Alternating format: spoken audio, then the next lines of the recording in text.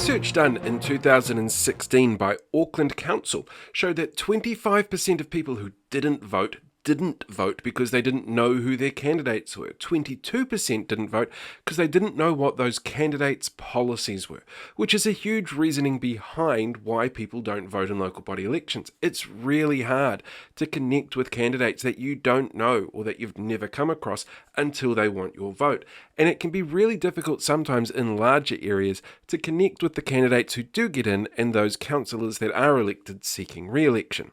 But there's other factors that come into play as well. Things like the postal voting system is a big part of it. Over the past 10 years, we've seen New Zealand Post systemically remove post boxes from community areas so that it makes it much harder to actually go out there and post stuff. As we've seen a shift away from physically going into stores, especially during COVID, and a reliance more on online communications and online deliveries and purchases, people don't have a reason to go out to shops anymore where there might be a post office box around somewhere that they can use. So the system itself is also kind of outdated. Another big part that comes into it is what people actually think they get out of it.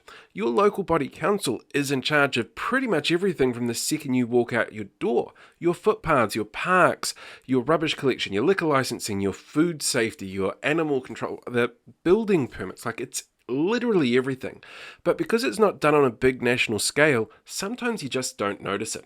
Sometimes people just don't pay attention to what's going on around them, and sometimes people feel that they don't have a right to have a say. Like renters, for example, tend not to vote anywhere near as much as homeowners, but renters have just as much right to vote.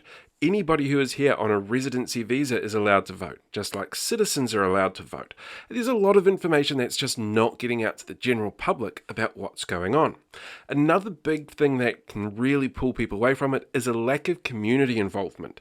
Now, in 2019's local body election, Hamilton City Council actually saw an increase in voter turnout, and a large chunk of that came down to a group called Politics in the Tron, which was a community-based grassroots organisation whose one mission was to get more people out there voting. They held big events.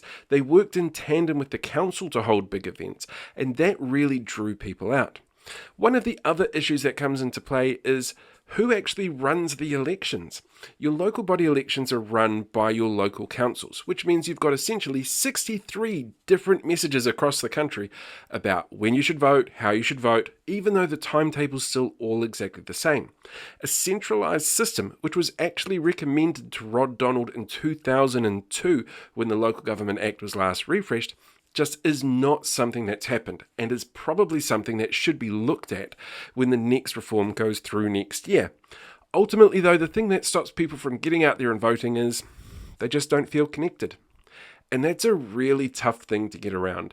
If people don't feel connected to the people that they have to vote for or who are making the decisions on their behalf, it's really hard to get them out there. And then you throw into the mix this year, for the first time we've seen people who are scared to vote because they don't know what it is that they're going to be putting into council, because candidates have been disingenuous about what it is that they stand for, which is why we're here.